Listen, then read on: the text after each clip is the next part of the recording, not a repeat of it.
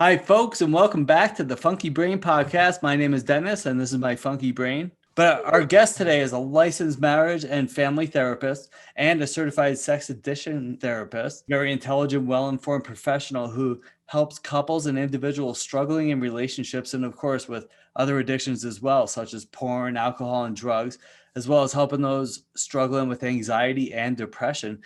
And he hosts a very informative podcast called The Addicted Mind, which I was fortunate enough to appear on last month. Please check that out. Mr. And Duane Osterlind, how are you doing today, sir? great. Thank you. Thank you for having me on. And actually, your episode is out today. So I know I saw it on the website, and I told my assistant to make sure that she gets that in front of people. awesome. So I'm glad to be here. I know. I'm glad you're here too, man. This is really great. And how is 2021 treating you so far? Have you recovered from 2020? I think I'm recovering from 2020. COVID was pretty stressful to me, and I also have young kids, so pulling them out of school. I also run a group therapy practice, and dealing with that, and how do you work remotely, and all of that stuff was actually pretty stressful for me. But we got through it, and we're looking at the end of it, and that's exciting. And I feel more energized and hopeful about the future, and kind of can see the way out as we're going. So that's kind of exciting. But definitely last year was a tough year. It was challenging. And, I Hmm. remember when all this started like a year and a half or whenever that was, last March. Right now it's May. So it was last March-ish. And remember, Italy got hit first. And that was how when Right. it all started. And there was a guy there who was on, I don't know if it was a blog or a video or whatever he said, a news thing. And he said, look, Uh-huh. we're about you guys, and he was talking to us in America. He said, you guys are about to go into a challenging time where you're going to go into this isolation. He said, use this time productively. Use it to learn something new, read books you wanted to do, learn how to dance, sing, a new art, do something. Don't let it get to you. And so what you were just describing, it was like, you were able to overcome the challenges and push through it. And now you're on the other side, right? Yeah, definitely. I think it really helped me slow down, actually, and exactly that happening, thinking about what's important in my life, what's important for my family. It definitely brought our family closer together. Having your kids at home every day, and yeah, that's challenging in many ways. And I was lucky enough that I could work from home, and so could my wife. So I definitely know that not everybody could do that, and that could be even more of a challenge. But for us, we were able to go through that, and really see, really think about our life and what's important to us, and what's valuable. Things like this, when you go into challenging times, if you can take a deep breath, you can kind of reflect, and it helps you really get to that space of knowing, like, what's important to me, what's really valuable. It forces you to do that. At least it does for me. And then you can kind of contemplate and think about it, and then readjust if you have to. Yeah, So yeah, that's how it well was for said. me. And as people in the mental health industry, we're forced to use the tools that we throw onto our clients all the time. We're like, practice Yep. your meditation, read, write, do take care of your body, your mind, and your spirit all the time. And now we have to do that too. Absolutely. I mean, I definitely reached out for help to other therapists and other people in the community, to get the support and walk through some of the challenging times, what you're going through. I mean, not only was there COVID, but there was a lot of divisiveness, and people had different opinions and different thoughts and different risk tolerances. And this person over here is wants to be more careful than this person, yet they are family, and having to navigate that. And we had to go through that, and being able to figure out, how do you talk to someone else about that, or what's the stress about it. So yeah, you have to pull out all those tools when we Yeah. get into those challenging times. And I definitely did the same. Yeah, it's funny we led into that because I was just going to say, like, what kinds of challenges are you seeing out there right now given our current global instability? Like, what are you seeing from patients coming in, like, outside of the norm, what would have been the norm 2, 3, 5, 10 years ago? Well, I think we've definitely seen an increase in mental health issues of people coming in with more depression, with more anxiety. A lot of people have struggled in their recovery too because of the stress and the isolation. I mean, one of the big things that I've really seen is that a lot of people who depend on, 12-step support groups or any other smart recovery or whatever is going on there, getting that support, being around other people, all of a sudden that was pulled away. And that can be a major support network that helps a person kind of cope with stress and anxiety, and all of a sudden that's gone. And that's had I think, a big impact. So we definitely see an increase in demand for help and support, coming into our office, because yeah, I think it's had a huge impact. And I think we're gonna continue to see that as people get back, and everybody gets really excited, and they're like, okay, we can get back out there. And then I think once that settles, we'll even see a bigger increase of like legacy depression, legacy anxiety, PTSD. I think a lot of people, we're going to see a lot of people who have had COVID come in with a lot of anxiety and depression too. And yeah, we're going to have to work with that. So I definitely see an increase in that. I don't know if that's in the numbers. It'd be interesting to see the research on that, but I definitely see it just anecdotally, to our practice and to my practice. Yeah, I could totally see that as well. So can you share with us a little bit about your story? Like what led you to do what you do today? I would say addiction has been something early on in my life. I went into rehab when I was around 17 years old. I was a kid that was struggling with a lot of depression, a lot of anxiety, and found alcohol and pot as a way to cope with that. But it didn't work, and it got out of control. And then I would say mildly, let's end things here, let's is kind of suicidal. And so I was able to get support, go into rehab, get the skills I needed to kind of cope and get through it and come out the other side. And I think that really saved me, because at 17, your brain is still developing, your brain is still growing, and getting off of the drugs gave me that opportunity for my brain to heal and grow at a young age. And I really appreciate that. I mean, I look at the times now, and in a way where I was, I'm really thankful, because I feel like if I, and it with opioids out there and all of this other stuff at the time, that wasn't as big, when I was going through this. It kind of scares me. Like that would have been bad news for me. And I feel like I dodged a bullet. I don't know if that makes sense, because, I just think of like, oh crap, I would have done that in a second. And I probably would have really, really liked it. And I'm glad that it wasn't there, and I had the opportunity to get help early. So that kind of set the stage. And then for me, I didn't get into being a licensed marriage and family therapist or any of that until later in my life. I went off and did another career and did all this other stuff. And really, I was kind of getting back to like being unhappy in my life, not really feeling satisfied with what I was doing. And an opportunity presented itself where I could go back to school, and I had met with the dean at the school, and it kind of just worked out. I had the summer off, I had time that I wasn't working, and he had a class opening up that weekend, and said, you know what, I'll let you attend it.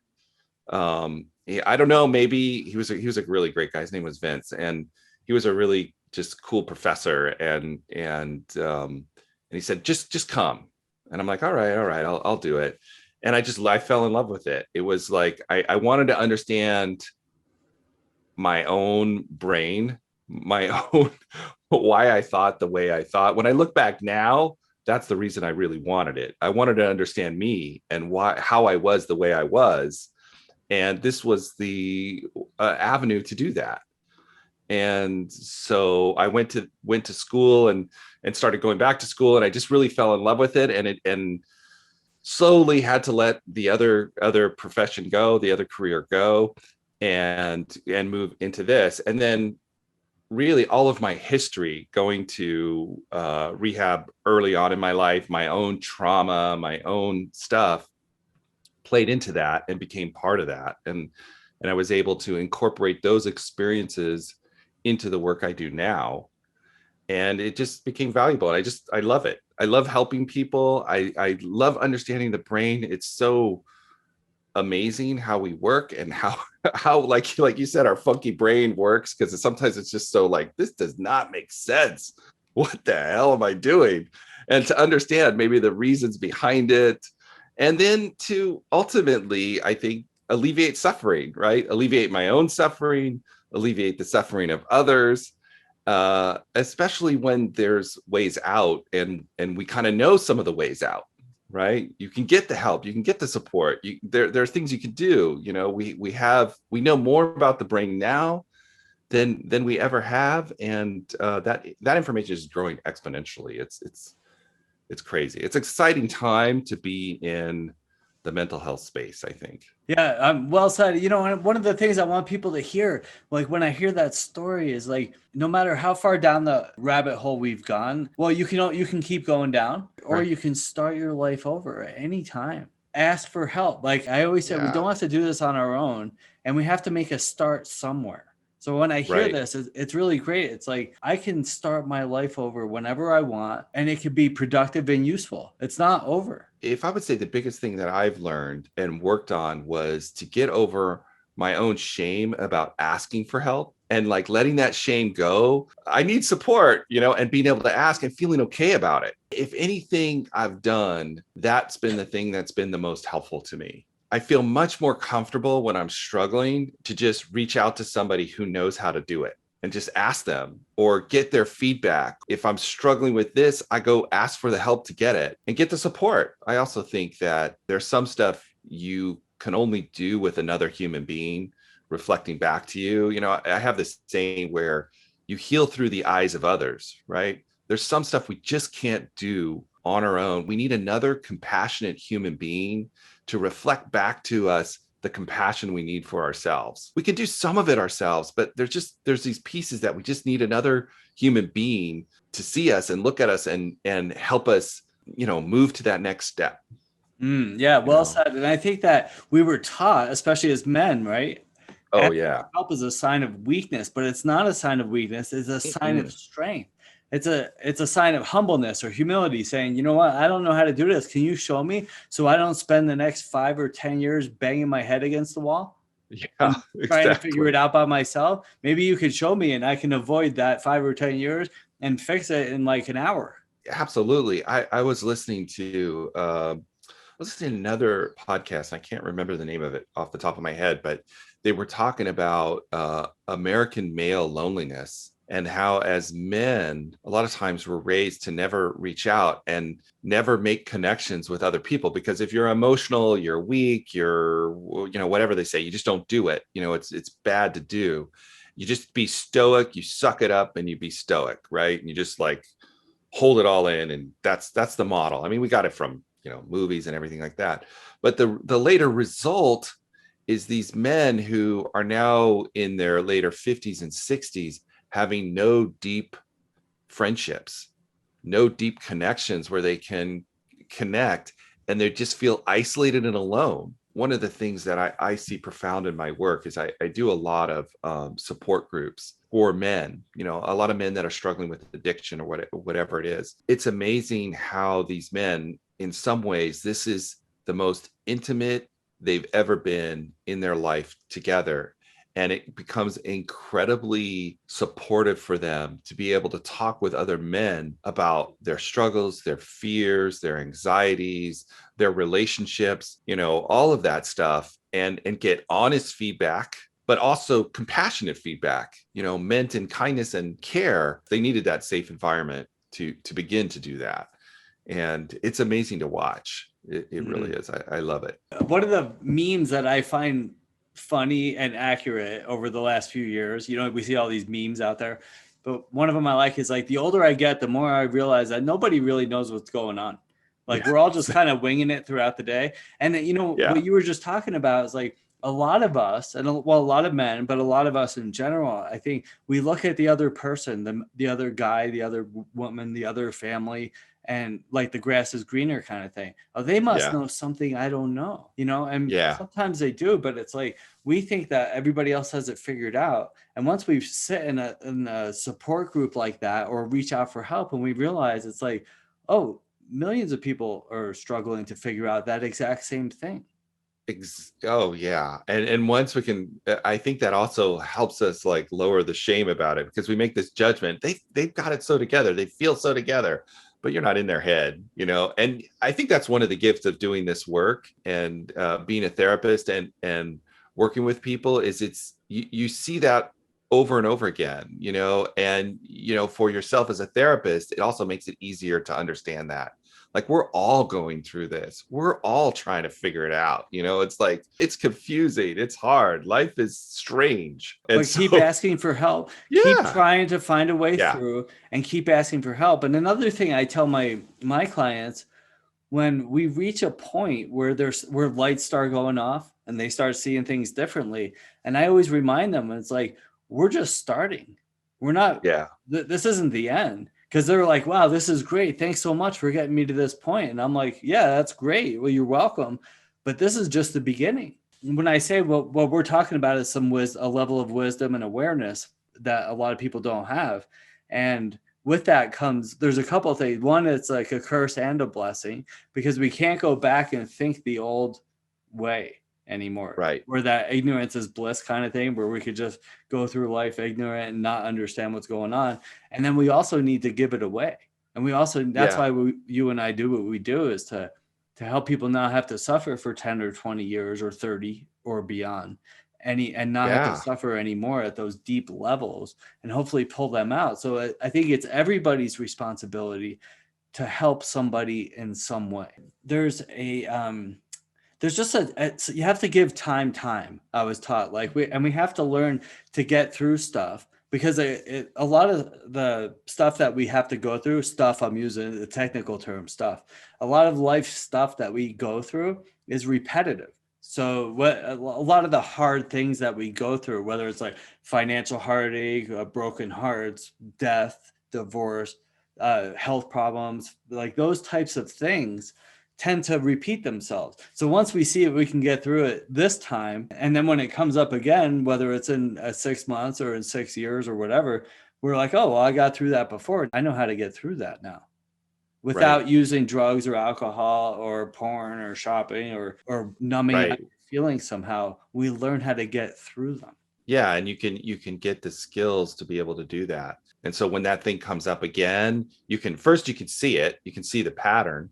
And that's where I think sometimes we really need other people in our life, so they can point out the pattern that we can't see. And when we have trusted others in our life, they can give us that feedback so we can see the pattern. I don't know if you've had those moments where someone shares something with you and you're like, oh yeah, totally. I didn't even see that. Oh, yeah. That's totally true. I couldn't even notice it. I could never have seen it unless that person had just said it to me. And I'm like, oh, that makes total sense. Now I'm going to do this instead. I'm going to do X instead. And that's going to help solve that problem. But I just couldn't see the problem. And that's a great part of having, trusted people in your life that you can share with. I studied under Patrick Carnes as a certified sex addiction therapist. And one of the things that he had always said and really struck me is that in recovery, you should have at least 2 to 3 people in your life that know your complete story, at least everything about you, so that you can always go to them and get feedback and know that they're going to give you honest feedback. Right. And once again, kind of going back to what we were talking about earlier, if you're a man and you've been taught not to share, a lot of men don't have anybody, right?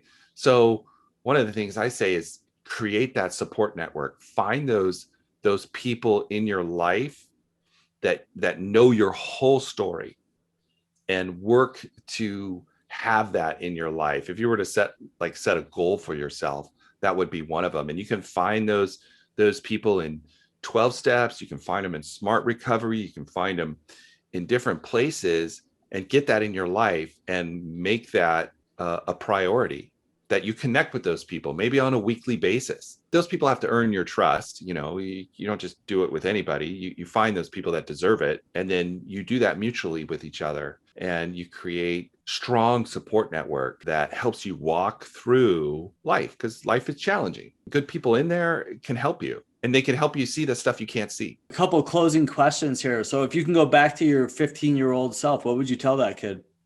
You're a good kid. And I think that's what that kid wanted to know. If I look back and I see, he just wanted to know he was okay. And so that's what I would tell him. But I'll put the caveat in there. You know, a lot of this stuff has gotten me where I am today, and it makes me who I am. So I don't know if I'd want to change it totally, if that makes sense either, because I've grown a lot from it, and it's made my life richer. And I think when we go through suffering and pain, and we can transcend it, it brings a richness to our life. It's just incredibly meaningful, but it takes time to get there.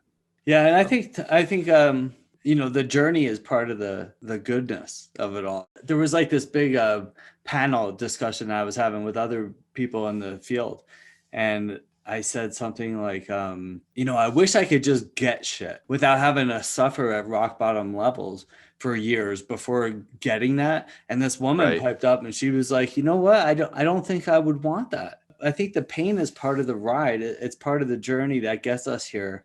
And although it's not like the desired path, I think that the pain ends up being a blessing. I see both sides of it. Like, wouldn't it be great if I didn't have to go through the pain, but then would I really understand it at a deep enough level? I think you're right. I was talking to someone the other day, and something about it's the combination of feeling joy in the moment and also acknowledging the loss and grief of the past. And when we combine those two things, I think there's just an appreciation for the moment that is rich, but it's you have to fight for it. Well said. You have to fight for it. So this has been great, Duane. Duane Osterlind, how could people connect with you?